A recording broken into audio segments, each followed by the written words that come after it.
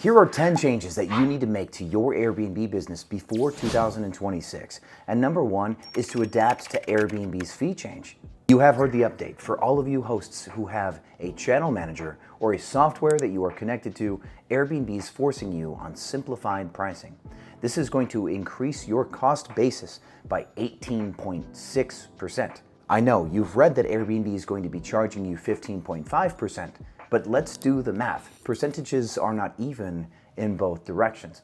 If you increased the price of something from $100 to $125, that's a 25% increase. But if you decrease the price of something from $125 to $100, that's only a 20% decrease. So to adjust for the 15.5%, my friends, we are going to raise our rates over 18% to make it even. But I don't want you to change your base prices. I want you to do this with a rule set for now, because for some of you, this change is occurring in slow season. And what we know to be true is not every single host is going to be raising their prices. Some of them don't know how to adjust to this. Some aren't reading the news. Some will just forget. And in slow season, if you raise your rates 18% and everyone else does not, you may not get booked. So what I would like you to do is make a rule set on Airbnb, on your multi-calendar, that raises your prices 19%, but I would like you to put that farther into the future, likely starting after Valentine's Day. And then for the individual dates that are popular through slow season, like Thanksgiving or Christmas or New Year's, you can individually adjust those dates. But I highly encourage you to let early November and early December both stay lower on price as a default, and then if you're getting too many bookings too fast, then you can raise your prices. But let's err on the side of caution here going into slow season. When the day does come that you raise all of your prices officially because it looks like the market has completely adjusted, you can just delete that one rule set and now you're back to business as usual. And a bonus thought on number one that bridges into number two is some of you already have a pricing software and you can't raise all of your prices, including VRBO or Booking.com, because Airbnb made a change. We do want to isolate our Airbnb adaptation to just Airbnb. Because if everything's going well on VRBO, why screw that up because Airbnb made a price change? Now, did you know that on average, 70% of listings are deployed with a pricing software? So number two is if you do not have one, you need to be deployed on a pricing software yourself. And this is not to maximize your revenue, because the fact that so many people are on a pricing software means that they don't really work anymore, at least not in the way that you think. If entire markets are going up and down in slow season through an automation on a software, that means that none of the majority have an advantage anymore. A pricing software no longer captures value against competition, but for you, if you do not have a pricing software, you're going to not move with peak season or move with slow season, and then you do get left behind when the 70% are pricing more effectively than you. So you need a pricing software, but it's not to maximize your revenue. It's to prevent you from incurring a loss that would not have happened if you had the software. Beyond that, you will use something called a level 2 deviation, and you will want to dial in your pricing software through a 3-stage calibration. Both of these I teach inside of my new book, The Revenue Manager's Handbook, which you can find a link in the description of this video to sign up for our pre-sale. It's coming out very, very soon. And that, my friends, is at the heart of number 3. Combination of tips for you here. You really do need to study revenue management and be prepared to do the work, even if you have a pricing software. So number 1, buy my book, The Revenue Manager's Handbook, and really learn what's inside of a correct revenue management strategy. 2, make a wish list on Airbnb of all of your most relevant competition. If you could have a list of 20 or 40 competitors saved into a wish list, you can research your competition inside of this wish list and keep all of the irrelevant listings out of your data set. And wish lists allow you to navigate this data set, find out who's booked and who's not, and how much they're charging. This is a powerful resource no matter what pricing software you use, or if you use none at all, you can always find your right price by looking at your competition and seeing how they're going to market with their strategies. Change number 4 that you need to make is to start retailing. Not just upselling. Early check-in, sure. Late checkout, fine. But are you selling extra services? Airport pickup, luggage storage. Are you retailing consumables inside the home? Quality snacks and bottles of water, and perhaps wine, and a phone charger, and all of these other items that hotels might often sell. I am in Las Vegas as we speak right now for VRMA, the Vacation Rental Management Association event. And last night I booked a large suite at the Planet Hollywood. And where Planet Hollywood is failing compared to the Cosmo is not only are there no bottles of water or any creature comforts in one of their largest suites, they don't sell alcohol or snacks or goodies or anything in the unit. If you want anything, you have to leave the hotel, go down into the lobby where everyone is smoking and playing casino games and pulling on slot machines. And you have to go find your water or your sustenance in that smoky casino floor. And when I went downstairs at 8:30 this morning to get a water and maybe a coffee, the marketplace that you would buy this water was closed. Planet Hollywood doesn't understand how powerful these purchases are, and they're leaving money on the table. All of this to say that you could increase your ADR on a small unit, a one-bedroom property, by $10 a night by adding sellables. If you have a 4-bedroom or 6-bedroom house, you can increase your ADR through the net proceeds of sales of services and goodies by over $100 a night. And all else being equal, if a market doesn't have a lot of margin for any reason, slow season or the other, if your ADR is $100 higher than your competitors because you're selling stuff inside the home, you will be the one that stays in business. For all of the non-consumables, I recommend the HostCo. They make it really easy to dial into a market and have massage therapists and drivers and excursions. They've already built out a network of people who are approved and provide good services, instead of you trying to interview massage therapists yourself. For consumables, stay tuned for another video on this, but essentially you're going to make a menu and you're going to have a basket or a tray with your items, and a trust-based policy usually tends to work. We don't notice that people steal. And if they did take something without paying, an Airbnb resolution would be just fine. But for all of the back-end management of that, we'll do a deeper dive in the future. Now, number 5 is so big that it's going to lead us all the way through tip number 8. There's a lot of conversation here. And that's why this video is sponsored by Guesty. Number 5 is that you need to choose the right channel manager. And I personally do use Guesty. And the reason why I like Guesty and use Guesty is because they allow me to connect their internal pricing software, something like a PriceLabs or a Wheelhouse, but it's built into the channel manager. That allows me to have one less point of error in the hundreds of Airbnb properties that I run. There are so many good channel managers out there that you really do want to pick your flavor. If there's things that really matter to you, you may choose to use them. Like Hospitable's multi-calendar is really great. But where Guesty really shines is their expansiveness, not just having their own pricing software, but their vendor marketplace is insanely large. If there's absolutely anything you need to run your business, you can integrate all of that through a marketplace. You can connect everything into Guesty, whether that's housekeeper management, locks management, guest sentiment tracking software, digital guidebooks, companies like the HostCo, companies that help you run your business through AI models or AI guest messaging, or live agent customer experience or revenue management, and the most comprehensive, wide channel distribution on the planet. They have more API connections with more channels than I've ever seen in my life, which means if your market needs one obscure channel that everybody tends to book on and you want to know you're properly integrated, Guesty would be your first choice for integration with these really obscure or boutique channels. And everything else is in there, from accounting or giving your employees roles within the company so they can log into their little window of Guesty. Owners can log into Guesty if you do co-hosting, guest message automation, locks automation. It's just so comprehensive. There's not a single thing that Guesty can't do. And thus, I use Guesty. My portfolio is too diverse, too wide, to rely on one channel manager that's good at just one thing. I need my channel manager to kind of be good at everything. And so I will leave a link to Guesty in the body of this video and here in the corner, so that way you can sign up for Guesty and get 10% off a Guesty Lite or Guesty Ultimate for like a year. And I will teach you as well, bonus to you, if you sign up for Guesty's Price Optimizer in your journey of using the link that I provide, I will give you a free course on pricing strategy deployed through Guesty Price Optimizer, so you know how to use all of their widgets and tools to get the effect and prices and upside that you want. Just complimentary as a welcome to Guesty gift. World-class pricing education. Click the link. Sign up for Guesty today, and anytime I teach anything related to a channel manager, you'll be on the same one that I use, making it really easy for you to deploy the education that I'm teaching.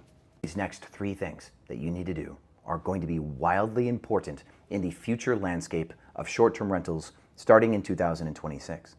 You do know that Airbnb is under 50% market share, And there are so many channels that are pushing to gain that space. And guests now know that they can go anywhere to get a booking, which means we are more likely to see direct bookings from people opting to search off of channels. Where they are searching through Google or ChatGPT or Grok or anything, these savvy guests know that these listings exist outside of OTAs. So let's level up your business and get ready for some direct bookings in 2026. Once you have a channel manager, you can get direct bookings through a direct booking website that is built into your channel manager.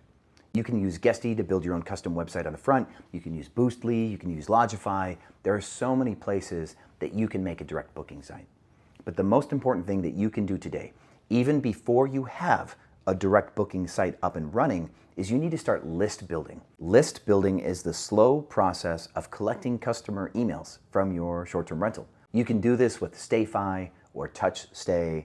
There's multiple ways to get this done. StayFi is a pretty strong one though, I will say. Whenever somebody goes to access your Wi-Fi in your place, there's a window that someone must clear to get access to the internet, and that's where they enter their email. They are instructed to do so by StayFi. And another reason why I like StayFi is they understand what we're doing with this email list that we're building, and they will help you with the back end of your list utilization, which is to send emails. You will want to have an email campaign for your previous customers to get them to come back. That is stage one of getting direct bookings, is getting people who like you to come back again, and you'll need a list to reach them. And technically, you don't need a whole direct booking site for this. If you had something like Guesty, you have direct booking links per listing, and so if someone wants to book with you, you can just promote an individual property in that email list, and someone can click your Guesty direct booking link, even without a site that people have to go through. They can search the dates for availability and book. So yes, before you have a direct booking website, list building allows you to get direct bookings. So it truly is number one. And that, my friends, is change number 6 that you need to make. Change number 7 is chapter 2 of our direct booking readiness battle plan. You will want your direct booking website to start to organically rank for the way that people can find your listings. In a past video, which I will leave at the end of this video, I talk about how to build your website to individually give your listings the most power in a market space. Instead of having generic keywords like houses in Dallas, where you may not get found for that, we want to create spaces that we can have unique keywords that people tend to not have. So for example, I have grand pianos in some of my properties in Dallas. That allows me to use a grand piano as one of my keywords. So if people are searching for a short-term rental with a piano in it, it's much easier for me to rank on this type of rare keyword string. And beyond this, we want to consider the fact that people aren't just searching on Google anymore. And the way that someone searches on Google tends to be a little bit more dry than if they were talking to ChatGPT. Someone could say, hey Chat, help me find a property in blank city with blank amenities for blank use case. And the way that they have conversationally spoken to ChatGPT changes the strings at which ChatGPT uses to search for these properties. Large language model search is different than your standard SEO search. So stay tuned for more tips as well on that, but watch that video at the end so that way you can start to learn how we do SEO in the short-term rental space. And change number 8 that you need to make is chapter 3 of your direct booking readiness battle plan.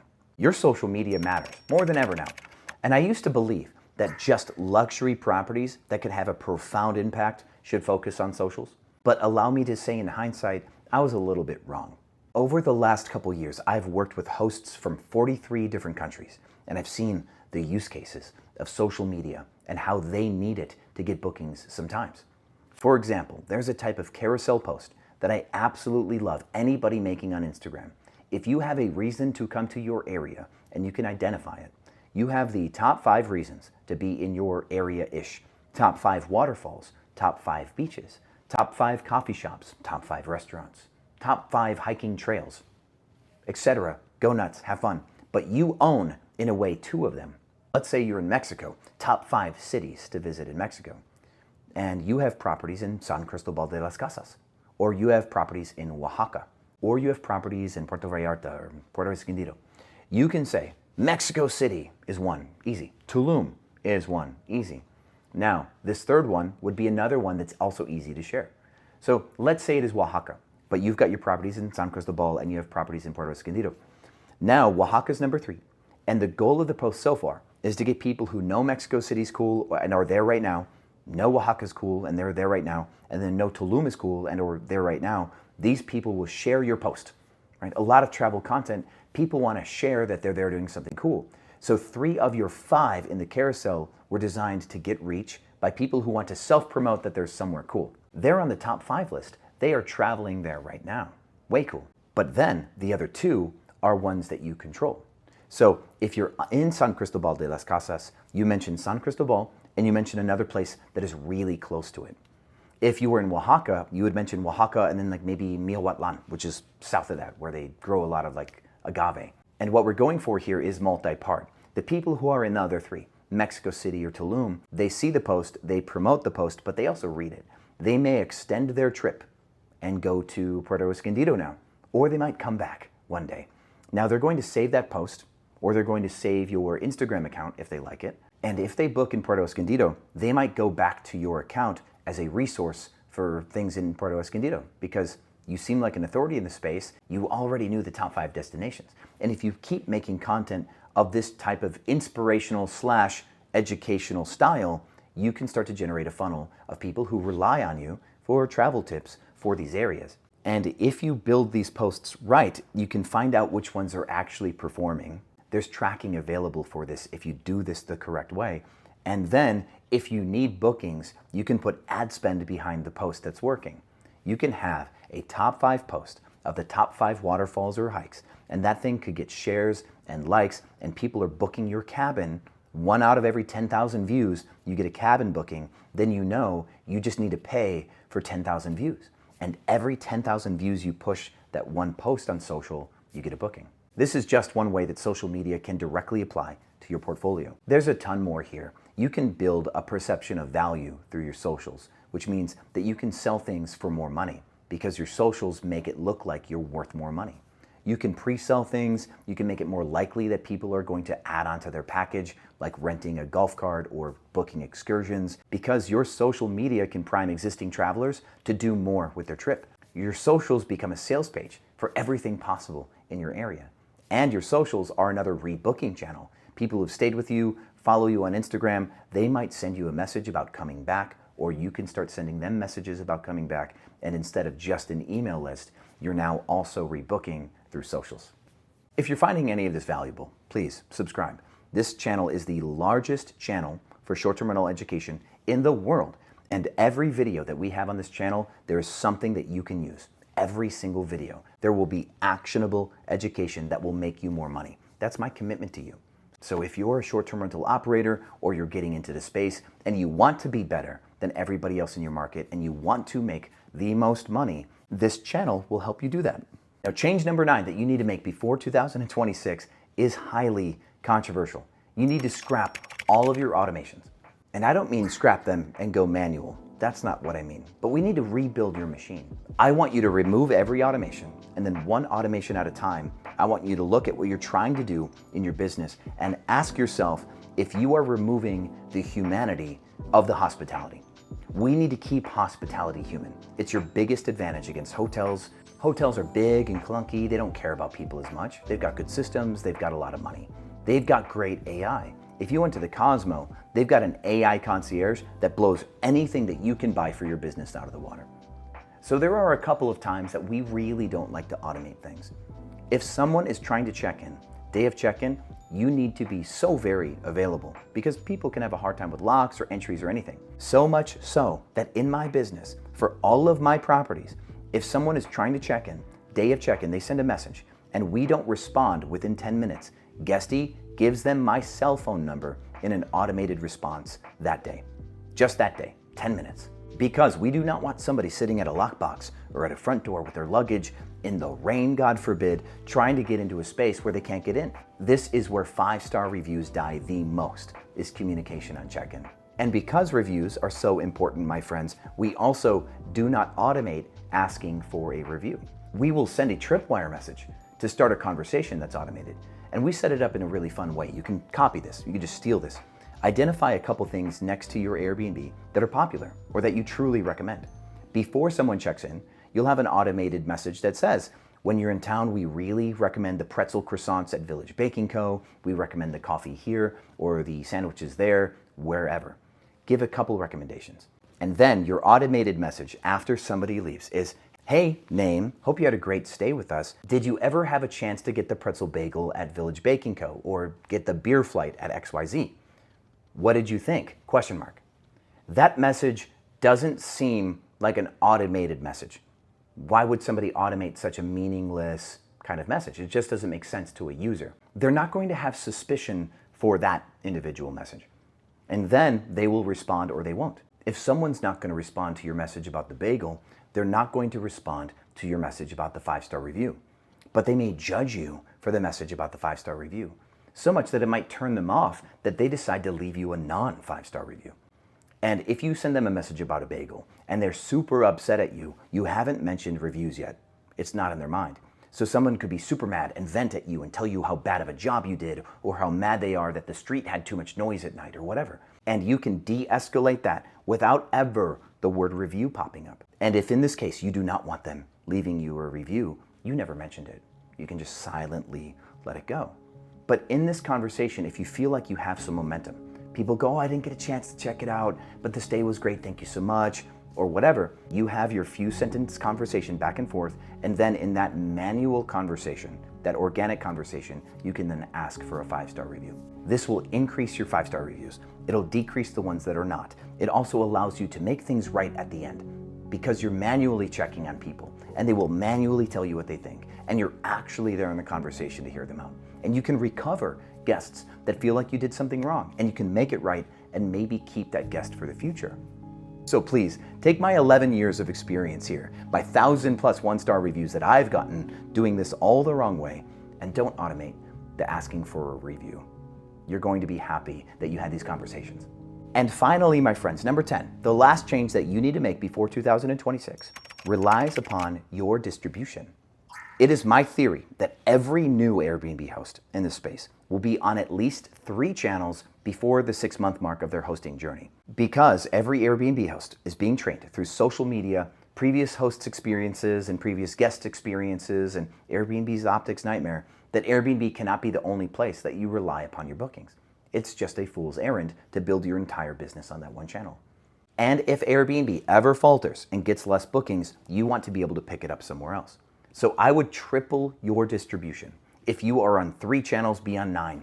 If you're on 2 channels, be on 6. And with a channel manager, it may be as easy as connecting an integration to Trip.com or Agoda or Blue Door or anything, pulling that integration into somewhere like Guesty, and then Guesty sends the listings to Blue Door or whoever, Travel Station, and creates those listings for you, and you have very little work to do in the integration. You might have to log in to Travel Station, make a couple changes, set your payouts so you can get paid, but aside from that, it's never been easier to be on all of these channels because these channel managers are designed to give you distribution first. That's the first thing that they ever wanted to do is manage channels. So let's get on some channels and get some more bookings.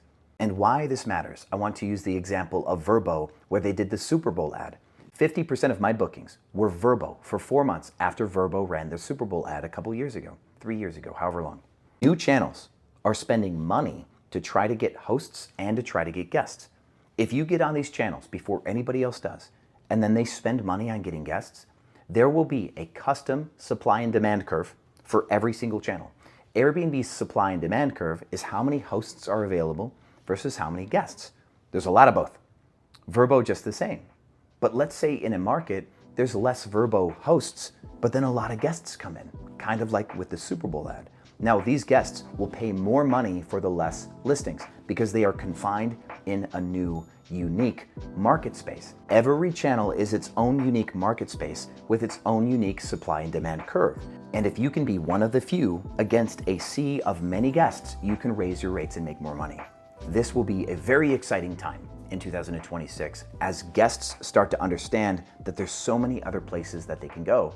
And they may choose a channel that resonates with them for some obscure reason. And we don't know what that reason might be yet. Maybe there's a channel that starts that's ADA friendly, or a channel that's just designed for big groups, or a channel for pet owners, or a channel focused on sustainability. renewables and solar and EV chargers and etc. Who knows what can come? And we want to be there first when the guests come. My friends, thank you so much for taking in this whole video. I know it was a lot, and I really do believe if you make these changes, you will be at the top of your market. You'll have the best rates, you'll have the best distribution, you'll have the best understanding of guest experience, you'll get the best reviews. And at the end of the day, every channel just wants to know that you're a trustworthy host with a good product that won't let their guests down. So if you do these things and you treat your guests well, you will be at the top of every booking channel algorithm. You will make all of the money, and maybe one day I will see you at an event like Guestival or VRBO here in Vegas, and you can come and tell me about how you built it all. Thank you so much, my friends. Reminder, watch this next, and I'll see you on the other side.